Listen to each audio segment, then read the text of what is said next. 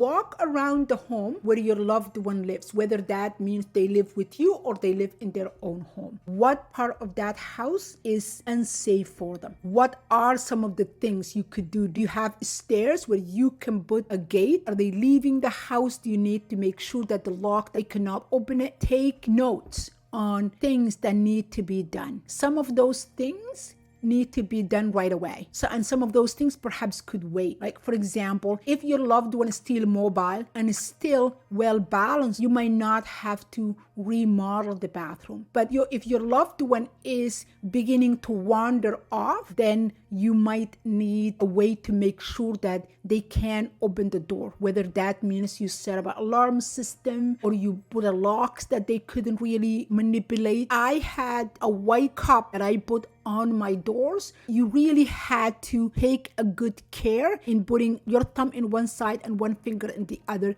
and squeeze the rubber thing and turn it to open the door. So that's what I put the doors. So my mother couldn't really pay that much close attention or remember how to do it to open the doors. So do a sweep, take a note, take a piece of paper, take a notebook with you and walk around the house and create a list of things that you would work on. Alzheimer's is a disease of difference. The progression your loved one goes through might not be the same one my mother is going through or went through. And it's never really linear. It seems to jump in back and forth. My mother was diagnosed 2011 and we didn't need to remodel the bathroom until 2016. So that was about over 5 years before I realized my mother couldn't really get in and out of the tub. So I had to take the tub out and make it a shower. But my mother was able to go up and down the stairs until 2018. She was able to get in and out of the car.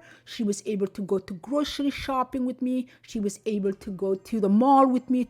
She was able to travel with me. We would visit my sister who lives in the States, my brother who lives in the States, and she could get in and out of the car. So you could see her getting in and out of the shower became difficult much earlier than her ability to get up and down the stairs. Right? So you can see how it's different. Your loved one might have it reversed. So keep that in mind and decide based on your loved one's actions, the things that they're doing, what you can afford to do and what needs to be done right away. That's when you create a list and then you put them in priority. I created a list and then I had number 1, number 2, number 3. But what I found was sometimes I was jumping to number 5 before I even did number 2 because it was so unpredictable. Things were changing. So create that list, put them in order of importance.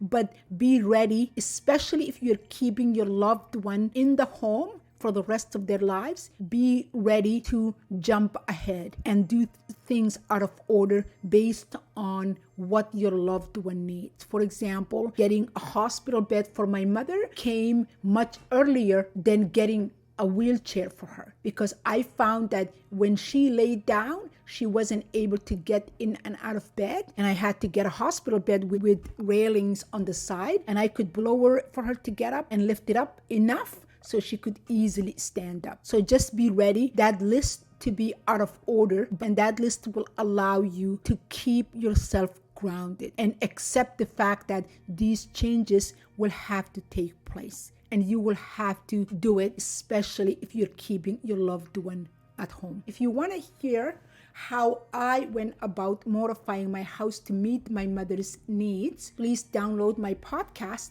My Mother, the Person and the Patient, in wherever you get your podcast. In this podcast, I don't only talk about my mother as the patient living with Alzheimer's, but I also share with you my mother's stories as the person before she was diagnosed. If you found any value in watching this video, please remember to subscribe and press the bell notification so you'll be notified every Thursday when I upload a video. Until next time, bye for now.